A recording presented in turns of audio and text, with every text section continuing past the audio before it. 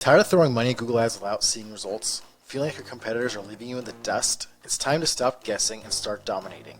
We've spent millions of dollars in Google Ads, and trust us, we've learned a thing or two, or thousands of things. In this video, we're unlocking the vault and sharing our battle-tested strategies that catapulted our campaigns to success. We'll reveal the targeting secrets that pinpoint your ideal customers with laser precision. You'll discover the formulas that turn clicks into conversions like magic. We'll divulge the hidden gems within Google Ads that most people miss, but the big players exploit. Stop wasting money and start dominating the competition today.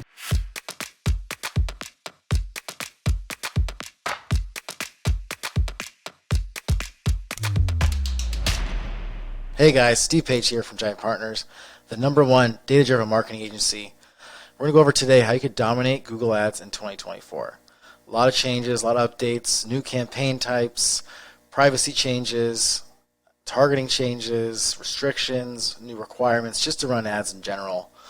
We'll go over what you need to do to be successful and dominate Google Ads this year and in the future, as well as some battle-tested strategies we've implemented here at Giant Partners for ourselves as well as our clients that have increased sales, conversions, lead quality, and more. So stick around. This is going to be a content-rich episode with a lot of great things. So get your notepad ready. Let's get into it. So first of all, we're going to go through what the platform looks like today. So if you're creating a new campaign in Google Ads, there's a few things that you will need to do. You'll go to ads.google.com and you'll usually have a Google account, whether it's a Gmail or a work email, and then you'll go through these steps to set up your first campaign. So you can see the options here: sales, leads, traffic, and more. Usually we use sales and leads because we want that conversion action that has high value. Then you can select your campaign types, and you'll see these change depending on what your objective is. So for example, if you're an e-commerce company looking for sales, you'll have shopping and some other ad types pop up. If you're doing leads, you'll see some different options as well. So one of the new campaign types within the last few years, Performance Max and Demand Gen, are relatively new campaign types, and these are always changing, updating, and sometimes they sometimes they get rid of certain campaign types. So if you're running something, it's going great, they may discontinue it or merge it into a new campaign type that may hinder your results. So you always got to be updated on top of it in Google Ads.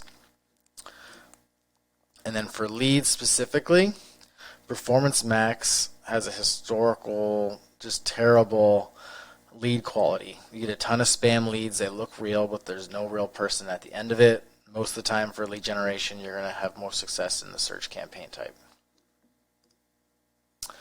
Today we're not going to walk through step by step. There's tons of good resources out there you'll find from Google itself, how to just set up and get started on Google Ads. We'll drop links in the descriptions for you guys. Just follow along.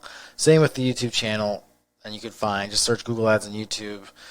Go to these Google links. Easy just to walk through step by step how to set these campaigns up. Even if you just follow these steps here, you just have to go step by step, answer some questions, and you'll be able to kind of get started right away. What's actually nice is Google Ads is now incorporating a lot of AI and generative AI tools just to make everything super easy. You can see some of the GIFs here. You can generate assets just with the prompt. You can edit your assets that you upload for Performance Max for display campaign using some generative AI tools as well. As you can see there, you can enhance the assets. You can crop someone out and put a different background on. So it's getting a lot easier to create assets and elements for your campaigns without having to do much work. So that's pretty exciting for people that aren't copywriters by trade or designers by trade. Google is making it easier and easier for you to create your assets you need for your campaign. So that's really great. So as you're getting started with Google Ads campaign, there's 3 things you need. A website URL, you can see here. If you're creating a shopping or a website a lead campaign, you have to enter some sort of URL. So if you don't have a landing page or a website, you'll have to build one. If you need to build one, Giant Partners can do that for you, build you a brand, build you a website, no problem. get that up really quick so you can start Google Ads. So that's one thing you need. Number two is a credit card. You have to pay for the campaign, and in order to even set up a campaign or walk through the steps, at the very end you have to enter a credit card or you can't get started. And the third thing is you have to verify your identity. This is becoming more and more frequent, and Google's trying to be more transparent with who's actually advertising the ads. You can see in this GIF where this data will actually show up. What's actually a benefit for anyone running ads is you can actually look up in their transparency center all your competitors' ads, keywords, not keywords, but the text ads they're running, the display ads they're running, YouTube ads. So you can easily see what the competition's running and maybe take some ideas and insights from them and apply it to your own campaigns. So the only bad thing is now everyone can see what you're doing, and your competitors can kind of do the same thing and take what you're working for you. So there's good and bad to that. So some of the things you'll need to do for this verification, and depending on what country you're in, that'll be different. So you'll need documents like IRS documents, certificates of business incorporation, credit reports. You'll need some sort of ID, passport, state identification, driver's license, resident card. So they're making it so that you have to be a real person or a real business to run ads, which is great for the consumer because then there's not these fraudulent companies popping up overnight trying to drive fake leads or purchases or scam people. So you have to be a legit entity and submit documents to actually be a approved advertiser. So with this information, Google uses it to verify your identity and of your business operations, show a disclosure including your name and the name of the business you represent, as well as the location and linked from the ads you're going to run. You'll see the advertiser name change history, the ad creatives, dates and locations ads served, ads removed or accounts suspended for legal policy reasons, and the business contact information. And here's a little disclaimer too with certain verticals and industries. So if you're going to run election ads, you have to complete an election ads verification. Additional certifications may be required to run ads with certain restricted verticals like financial services. If you're going to run anything related to loans or debt consolidation, you have to go through more steps. Insurance goes through different steps. So depending on what industry you're in, you may have to fill out some additional requirements as well. And you have 30 days basically to complete the verification, or they're going to basically turn off your ads. So your ads can run when you first set it up, but if you don't verify, you have 30 days to do it, and if you don't, those ads will be turned off until you do. So that's basically what you need to set up an account. And once you're running ads, there's constant changes to what they're doing. Like I mentioned before, the new campaign types that are popping up every year, but they're also making different privacy changes. And this is fresh from pressure from different countries. A lot of it's in Europe with the GDPR and privacy updates there. For example, there's a big change that just happened recently about the updates to the consent mode for traffic in European Economic Area. So we'll leave this link in the description, but there's also a helpful graphic we'll also link to from this Thomas Eckel, or SL, however you pronounce his name. But if you talk about this consent mode version 2, and this nice little graphic which we'll drop in as well that you can revisit. So for remarketing lists, they'll stop repopulating. Audience exclusions for recent users is not possible anymore. Importing Google Analytics 4 audience is not possible anymore. Demand gen lookalikes not possible anymore. So a lot of these privacy updates in Europe, because of all of their restrictions, will eventually trickle down to the United States as well. So it's something to keep in mind as these changes happen, that you got to stay on top of these things. And they make these changes, you got to make adjustments, whether it's on your tracking, your copy, your website. There's a lot of bells and whistles that need to be done. And Google's also making their prices increase more and more, and without even being auction based, because Google is an auction, so you pay more, you bid more for the specific placement on the result as well as the click. But Google has recently admitted that is quietly tweaking advertising actions to meet revenue targets. The search engine frequently changes the auctions it uses to sell search ads, increasing the cost of ads and reserve pricing by as much as 5% for the average advertiser. So as these prices increase, your cost per conversions and cost per sale or cost per acquiring a customer gets more expensive. So with all these changes happening and with these privacy updates, a lot of these targeting options will go away as well.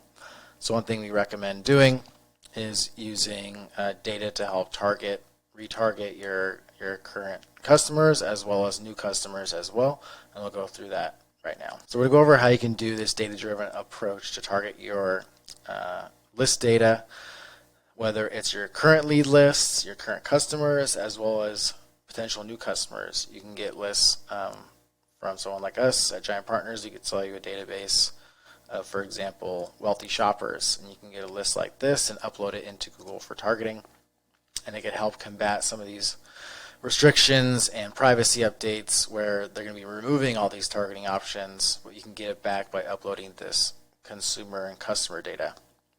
So how you can do this is you go into your account, you go into Shared Library and Audience Manager. That'll take you into segments, and you go click here, little plus button, customer lists, upload a file manually. That's probably the easiest thing to do. If it's a new list, so if you want that new list of wealthy customers and you want to test it out and target it, you would upload this file, map the fields. At Giant Partners will give you a field already currently laid out in the format that Google wants, so that would make it really easy for you. But if you want to target your current customers, your current leads, your newsletter subscribers, you can connect it to your platforms. This is just an example of some of them: BigCommerce, Shopify, MailChimp, HubSpot. The ones that you've already connected, like we use Zapier a lot to pass data across different platforms. Once you have an existing source, it'll show up here, and then it'll dynamically push your leads, your sales, your subscribers all into different segments, and it'll show up here, and you could use these for exclusions and targeting as well as tracking. So Google talks about why investing in Customer Match. Customer Match lets you use first-party data to share the unique insights you have about your customers beyond Google's understanding. So some of the stuff that it may not have and it's missing, you could fill in the gaps with this customer data and use it for targeting. And it can really help boost your campaign, get better quality leads, capture sales a lot faster. So for example, I mentioned this wealthy investor list. If you have a really expensive product, using that data to target them directly, not only on Google, but you can upload that list to other platforms, Google, Meta, LinkedIn, Twitter, so you can target those people on every platform and seem like you're everywhere, and it'll really build your brand authority with them, and they'll think you're way bigger than you may be. You might be a small business, but if you show your ads to that person everywhere they go, they'll think you're spending a ton of money on advertising and a big brand. You'll build that trust and eventually get more touch points for them to eventually become a customer. All right, now let's go into the battle-tested strategies. One of the first things you can do, like I mentioned earlier, is you need a website or a landing page to send the ads to. Even if you're running a click-to-call campaign, you still need some sort of website URL. And one of the things you need to do is monitor what people are doing on that landing page. So you're in luck. There's a new free tool from Microsoft called Clarity, where you can actually see heat maps of how people are behaving when they land on your website. They have session recordings, so you can actually see the behavior of someone going through the page, what they're doing, where they're dropping off, how long they're staying. Insights is the overall dashboard of the stats of your current landing page, where people are coming from, the sources, rage clicks, dead clicks, excessive scrolling, and more. And it also integrates with Google Analytics, so you can see even more data from the users visiting your site. So this is a really big thing that you need to implement on your landing page of your website, so you're not wasting money on pages that aren't converting. People are bouncing for certain reasons, so you want to make sure you have something like this installed on your website. You can see it's free forever, zero costs. Most likely they're creating a product so they can just keep gathering data on websites and user behavior. So I highly recommend something like this. There's also tools like Hotjar and Crazy Egg that are paid, but this one is actually free. So definitely check it out, try it out, see what you can do with it. This will really help you optimize your landing pages, make tweaks, and make your Google Ads perform way better because your landing page is adjusted to the perfect optimizations. Another thing we want to dive into is the tracking. We're going to first start with e-commerce. One of the most popular e-commerce platforms is Shopify. Shopify makes it really easy to set up conversion tracking with Google Ads. We'll drop in some documents if you do have a Shopify or e-commerce store. We'll drop in these links how you can set up Google Ad conversions as well as analytics conversions. If you're using a Shopify account, you'll see the purchase data, add to cart data, begin checkout data. All this will show up. If you don't have those kind of platforms like Shopify, BigCommerce, WooCommerce, or more, you'll have to go into Tools and Conversions, which is this. Then go to New Conversion Action. Then you'd walk through these steps. Most likely you'll set up the web behavior. You'll have to install a code, set up whatever events. Maybe it's the checkout page or the order confirmation page triggers a purchase event that gets sent back. That's a browser event you can trigger and push back into Google Ads.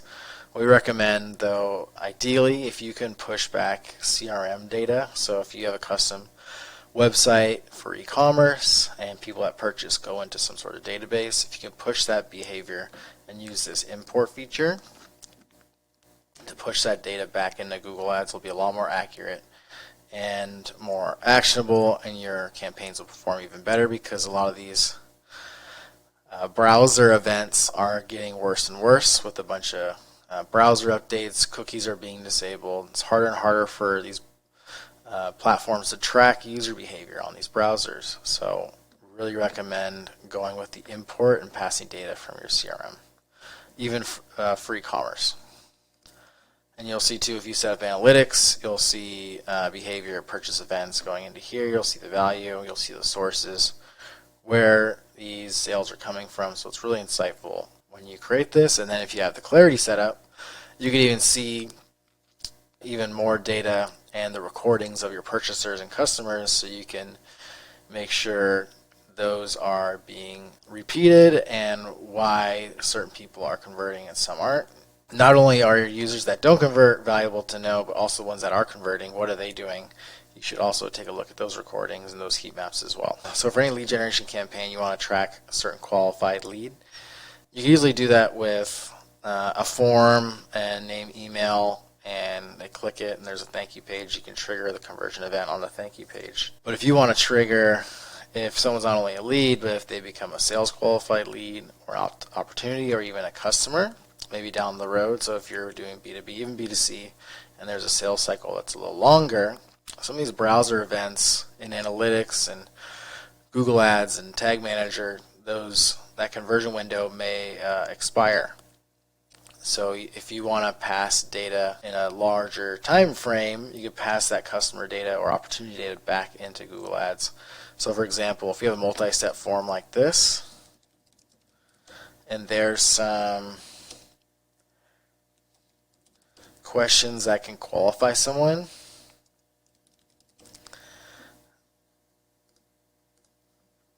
so let's say based on certain revenue, we wanted to track those people as maybe like a subscriber event. And we also want to push them to a certain thank you page. But people over a certain revenue or desired revenue, we want to push them to a specific thank you page URL or a specific naming convention in a CRM like HubSpot or Salesforce. It'll say sales qualified lead, and we want to push the sales qualified lead as a conversion event.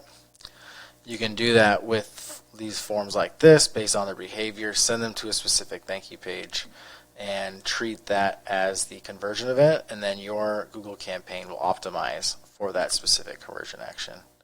And you can see down here, so from HubSpot we're pushing back customer conversions and we're also pushing back opportunities. So these are sales qualified leads or opportunities.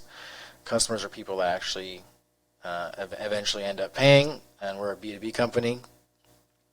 But you don't get that when you are just on the form level. Like, this takes time to contact the lead, qualify them, and then eventually when they purchase or a deal's closed, there's no easy way right now to push that back into Google Ads. Some of these CRMs might have an integration, but you may have to use something like Zapier or something like that to import these conversions back in.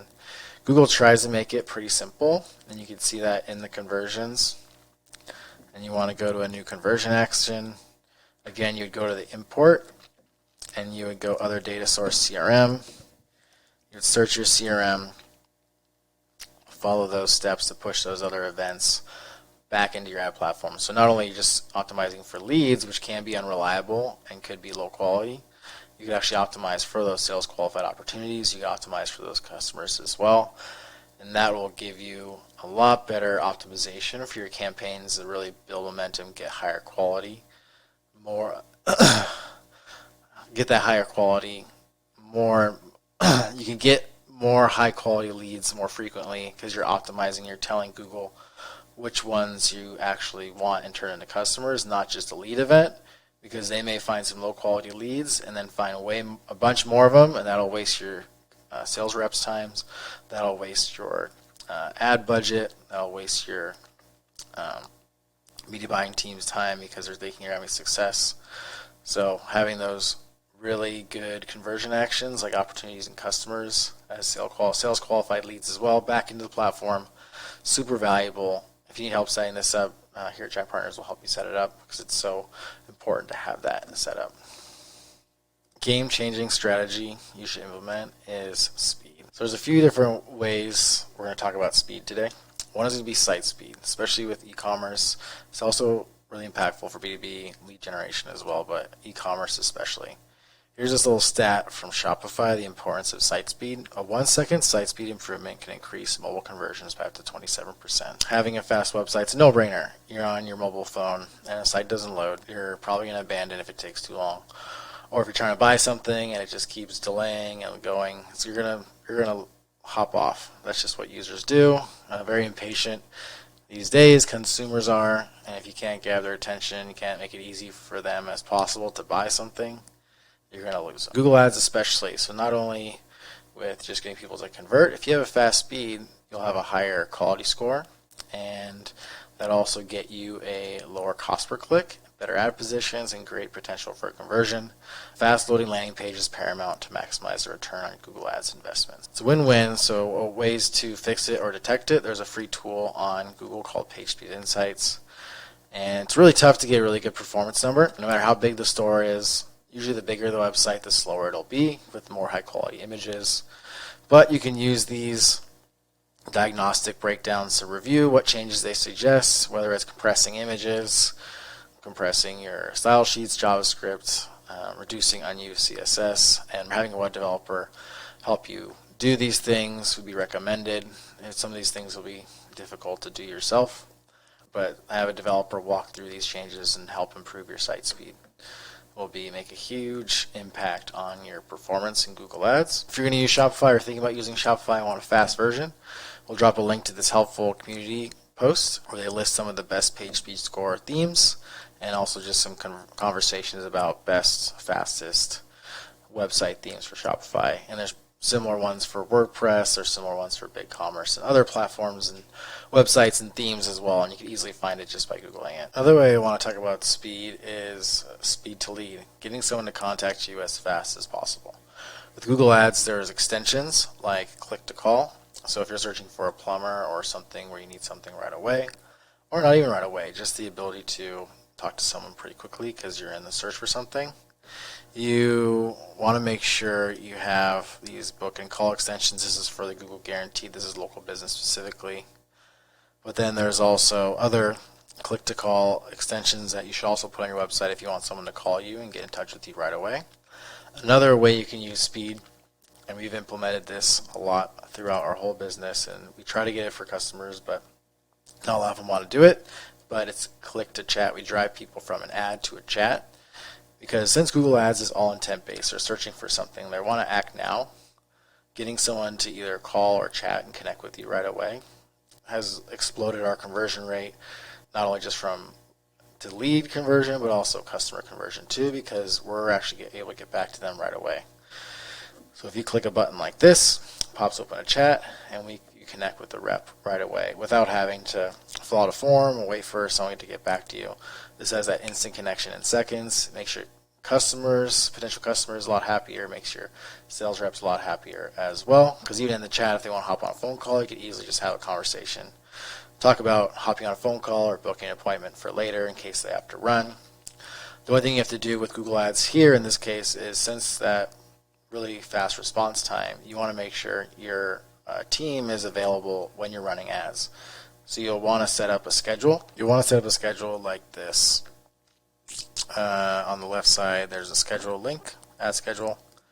You can select the days you want to run. So if your team is working Monday through Friday, 9 to 5, you could easily just go Monday through Friday, 9 to 5. You could also have breaks during the afternoon. And you'd save that. So then you'd only run ads, Google Ads, and people searching for click to chat to that specific click to chat web page. And then if you want to run ads after hours and your team's not available, maybe you change it to landing pages that have a form where they fill it out and your team will get back to them on the Monday or the next day, depending on when they fill it out. So if you fill it on weekends, but you don't work weekends, have them fill out a form, they'll get back to you on Monday, and be sure to let them know in the form that you'll get back to them the next business day, whenever that is. Again, if you can pull this off, it can dramatically increase your conversions versus a form. Definitely suggest testing it, and you could test this and track this on something like Clarity, and you could see if people are actually chatting and engaging. And then also with chat, the beauty of that makes it easy to see the conversations between the reps and the customer.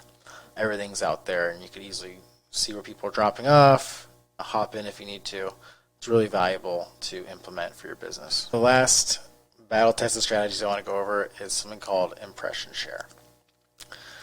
Impression share is the amount of impressions you receive over the total eligible impressions. How high you can show up for specific keywords, how often you show up, and the higher you get this, what we found, if we show up a little higher in the search results, we get better quality leads, better quality businesses, people that are ready to buy now. What we found is when we're having a lower impression share and we're showing in the result like 3 and 4, 2 and 3, most of those people are like shopping around. They're not ready to buy yet because you may be the second or third site they've gone to already. But when you're in that first position, we're getting better quality people and companies coming who are ready to take action, because a lot of people just search for something, click the top result, assume they have authority, assume they're a legit business, assume they're the right choice. They'll click it, start talking, and they're ready to go. Versus people that click the third and fourth result probably have already clicked the first, second result as well, and are shopping around, already have quotes from other companies, and they're a lot harder to convince to move forward because they're still price shopping. So we'll drop this LinkedIn article that gives you a good idea of what impression share is, how to improve it, and how to test it. And you can see what it looks like if you go into Auction Insights. You can see impression share, overlap rate, position above rate, top of page rate. Try to increase that percentage and see if you're a lead generation company, see if that garners improved lead quality. We've recently seen this as a metric to gauge lead quality. If we see leads being of poor quality or spam or just shopping around, usually we look at the impression share and we notice that it drops. So it's a really good indicator of improving lead quality, and I recommend something you can test easily just by bidding a little higher on certain keywords. And if you don't have the budget to spread, you can run those ads at higher impression share in a smaller time window. So you could spend, let's say, $100 a day, but you only spend $100 in the morning, and you want to spend it higher and try to rank higher in the morning for those people that are higher quality. It could be worth your time and could be better for your business. Definitely look into testing that for yourself. That wraps it up for today. Again, if you want us to help you with tracking, conversion optimization, Google Ads in general, as you can see, there's a lot of things to monitor, there's a lot of things to keep updated on. And then in the setup and measuring and tracking, there's a lot of configuration there as well. If you need help with it, be sure to go to giantpartners.com. We're happy to help you get that going for you. And if you thought this video was helpful, be sure to like it and share it with your colleagues and friends. If you have any questions, drop it in the comments, and check out the description for all the links we mentioned on the episode. And we'll see you later.